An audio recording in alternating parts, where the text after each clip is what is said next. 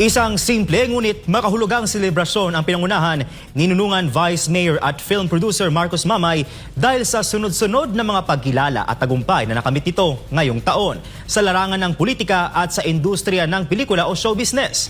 Narito ang balita ni Paul Montibon.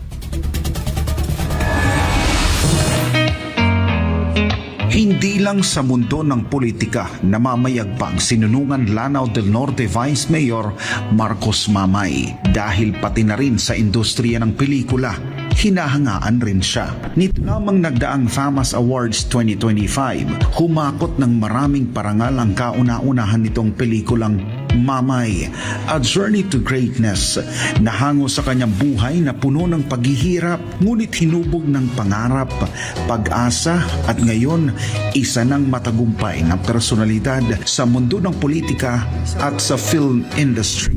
Pero higit sa kanyang programa ang makatulong sa mga artistang nawalan ng hanap buhay dahil sa pandemya at mga artistang nagsisimula pa lang sa industriya. In this year po, nag-HAPT Awards po tayo.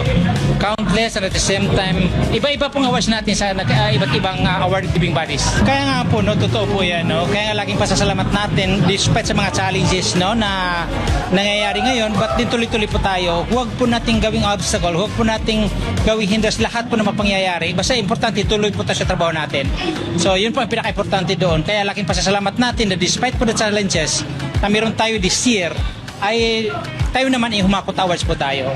So yun po ang pinaka-importante, no? So lahat kasi yung lagi kong sinasabi, kaya na kailangan natin ng collaboration with all the agencies para po madali pong lahat. Malaki rin ang pasasalamat ng BC Alcalde sa suportang nakuha sa kanilang pelikula dahil mismong ang Department of Education o DepEd ay inirekomenda ito dahil sa mga aral na makukuha ng mga estudyante sa nasabing palabas.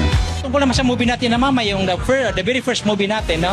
So ipapalabas na po yan, no? Na-endorse po ng Department of Education. So lahat ng schools sa buong Pilipinas ipapalabas po, magkakaroon tayo ng black screening. So maliban pa doon, magkakaroon tayo ng international screening, no? Meron tayo sa KSC, Kingdom of Saudi Arabia, sa India, Bangladesh, Pakistan. Meron din tayong Indonesia, Malaysia, no? Singapore. So ayan po, sa Dubai, Abu Dhabi. So, marami pa po.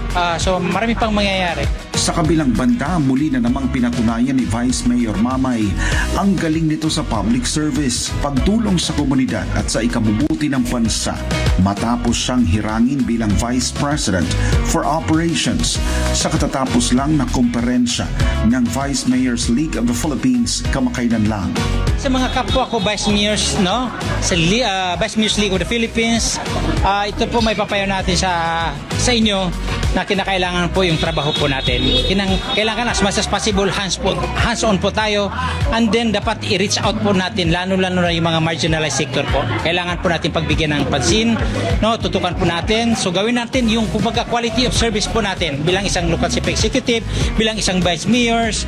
So kinakailangan natin mabigyan natin ng pansin yan. So tutukan natin, maging resibo po tayo, hands-on po tayo na mag-execute ng mga responsibilities po natin. Sa huli, nananawagan si Vice Mayor Mamay na walang mas mahalaga sa buhay na makatulong ka sa kapwa, makaahon sila sa buhay at maging masaya sa mga nakakamit na biyaya mula sa puong may kapal.